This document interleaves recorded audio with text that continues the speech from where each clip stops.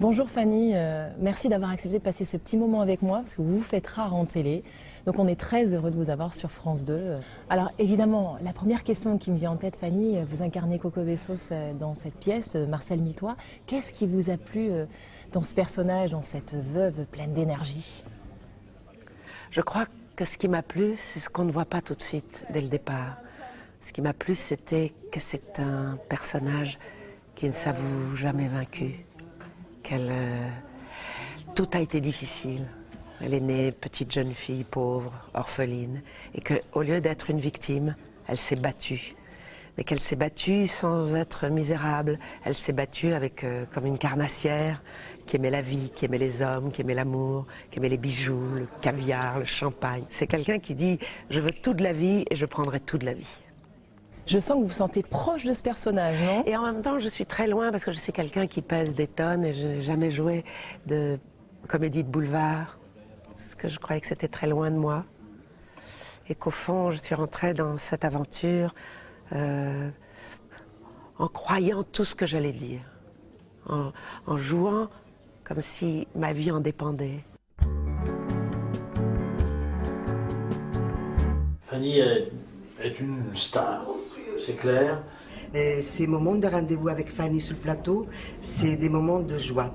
C'est un bac à sable et on adore jouer ensemble. Voilà, elle a ce petit côté pétillant qui fait fondre le cœur des hommes, ou le mien en tout cas. Elle se sert beaucoup de ses émotions, je pense, du moment pour jouer, donc c'est à chaque fois quelque chose de différent. Tu vois, par exemple, sur les 53 représentations qu'on a fait, je crois qu'elle en a pas fait une pareille. Et c'est magique, parce que le théâtre, tous les soirs, on pense que c'est la même chose, et ben non, c'est tout le temps différent. Ça nous aide à nous renouveler tout le temps et pas rentrer dans une mécanique qui serait un peu toujours la même. Donc voilà, elle est vraiment incroyable. Irrésistible et généreuse. Voilà, pour conclure. Cette femme, c'est quand même un paradoxe, parce qu'elle choisit la dépendance du mariage pour finalement avoir les moyens de vivre son indépendance. Ah, mais moi, j'adore ça. J'adore qu'une femme se dise sans un homme, on n'est rien du tout. J'adore ça. Ah. Oui. Vous êtes comme ça dans la vie, vous? Oui. Oui, vraiment oui. Oui. Ça veut dire que Fanny Ardant est une croqueuse d'hommes aussi? Non. Ah. Non, mais je peux regarder une femme en disant, tiens, je l'aime bien. Ou il y a d'autres femmes, je dis, oh, je ne peux pas la piffer tellement elle me semble un résumé de clichés. Donc, cette Coco, au fond, pourquoi elle épouse ce monsieur Longue-Vie à la fin? Parce qu'il lui a dit la seule chose qu'il émeut. Il a dit, enfin, de toute façon, moi, ma décision est prise, je vous aime. Donc, c'est une femme qui a l'air matérialiste, consommatrice, mais qu'au fond, elle aime l'amour. Et elle aime les hommes assez naïfs pour déclarer leur amour. Ah, la sérénité de cœur, une chaumière, vibration, robe de chambre, dans des pantoufles tièdes, près d'un homme qu'on estime, qu'on aime peut-être. Anatole, pardonnez-moi si je suis indiscrète, mais vous en venez. Écoutez, je suis une grande enfant mal élevée, il paraît que c'est ce qui fait mon charme. Alors pardonnez à mon charme et dites-moi ce qui vous passionne dans la vie. En tout cas, c'est une pièce qui a rendu Jacqueline Maillan célèbre, parce qu'elle l'a jouée quand même 1700 fois. Mamma mia.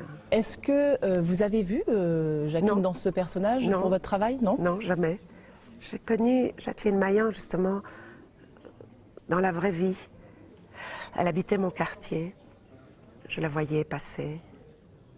J'aimais parce qu'elle avait l'air d'avoir une fêlure, comme une mélancolie, et ça me plaisait. Vous vous êtes reconnue? Vous pensez que vous faisiez partie de la même famille, que cette fêlure, vous l'avez aussi? Peut-être. Je pense que j'aime bien les actrices qui s'avancent masquées. C'est-à-dire, on ne sait rien d'elles. On peut croire qu'elles sont identifiées à un rôle, mais c'est beaucoup plus complexe que ça. C'est pour ça que vous cultivez comme ça un petit peu. Vous êtes énigmatique pour tout le monde, Fanny. Mais en même temps, non. Mais par exemple, vous pouvez jouer la tragédie et être gai comme un pinson. Et vous pouvez jouer une comédie en étant désespéré. C'est la magie du jeu. Je pourrais jouer un ennemi public numéro 1 ou une terroriste, si je l'aimais, j'aimerais la jouer. J'ai pas besoin qu'on m'aime, mais j'ai besoin d'aimer le personnage que je joue. Vous êtes blonde pour ce personnage. Oui. Pourquoi? Vous savez que depuis tout le temps, que ce soit chez Hitchcock ou dans les films américains, chez Hitchcock, les blondes sont magnifiques, les brunes sont les méchantes. Ce sont les méchantes, oui. Et dans les westerns, les blondes, c'est le péché, et les brunes, c'est la mama. Mais justement, vous qui êtes brune à la base, vous êtes piquante, qu'est-ce que la brune apporte à la blonde? La désespération, le chagrin, la lamentation perpétuelle. Donc, la blondeur, je trouve ça intéressant parce que c'est les autres qui vous voient blonde. Un jour, pendant que j'étais blonde sur un film, j'ai fait des photos pour mon passeport. Et donc, dans mon passeport, je suis blonde. Et ça m'amène, oui, beaucoup d'ennuis à la frontière. Et j'ai envie de leur dire, mais ça fait très longtemps qu'il y a la teinture qui existe. Est-ce qu'ils peuvent... Non, c'est pas la même femme. Elle doit se cacher de quelque chose. Non. On est toujours blond pour les autres. Pour soi, on reste toujours la même. Une petite fille brune. Ça m'a plu de les mettre ensemble parce que vous les voyez là à côté de l'autre. Je trouve que ça fait un bon couple qui n'a pas l'air absolument d'un couple français. Je ne pourrais pas dire de quelle nationalité, c'est pas non plus un couple américain, mais c'est un couple en tout cas nouveau. Gérard, qui se fait rare sur les planches, vous en pensez quoi sur scène? Moi j'adore, parce que justement, quand je vous disais, les incertitudes, et donc c'est ça que j'aime, qu'on n'est jamais dans le prévisible. Et avec Gérard, c'est vraiment une histoire d'amour qui continue. Oui. Parce que là, vous vous retrouvez comme comédien dans votre 3e film, dans Le Divan de Staline, qui sortira le 11 janvier 2017. Pourquoi avoir fait appel de nouveau à Gérard? C'est le contraire, j'ai cherché un film, une histoire... Qui lui sied. Voilà. Qu'est-ce que je vais faire de toi si tu me mens comme les autres? Pourquoi je te mentirais? Tout le monde ment à Staline. Même Staline ment à Staline. C'était comme un chant d'amour à Gérard, en disant je voudrais lui offrir un rôle à sa mesure. Et j'ai cherché. Et un jour, je suis tombée sur un livre dans une librairie qui s'appelait Le Divan de Staline. Et j'ai dit, mais c'est ça, Staline. Et j'ai demandé à Gérard, est-ce que ça te fait peur de jouer le rôle d'un monstre, enfin de quelqu'un de discutable? Il a dit non. J'ai dit, ok. Et alors là, j'ai commencé, et voilà, c'était lancé, oui. C'est le coup de foudre qui t'apprend du cœur tapant à ta poitrine comme pour en découdre. C'est le coup de sang. Ah, donc ça vous plaît de chanter en fait. Est-ce qu'on peut imaginer que Fanny Ardant pourrait faire un album? Non, ah non, c'est justement, c'est ça qui me plaît dans le fait d'être actrice, c'est qu'on vous demande de chanter comme ça, mais avec vos pauvres moyens, de chanter comme ça. Moi j'aime bien quand vous chantez. Hein. Oui, mais chanter c'est autre chose. Tandis que, non, c'est bien de traverser un film avec une vraie histoire, un vrai rôle, et puis chanter comme vous devez chanter vous-même dans la cuisine ou dans la salle de bain. Parce qu'il vous qualifie quand même, enfin les gens, ce qui vous définit, c'est quand même cette voix. Vous avez une voix quand même assez particulière, comme ça c'est très mystérieux. Oui, c'est vrai. Vous allez l'éviter, parce que je sais qu'on l'évite, mais... Ah non, je ne me permettrai pas. Non, je ne sais pas ça, parce que un peu comme on ne se voit pas, on ne s'entend pas. Vous avez dit tout à l'heure que c'était votre premier boulevard.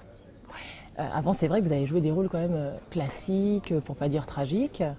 Pourquoi avoir fait ce choix, finalement? C'est une mise en danger. Non.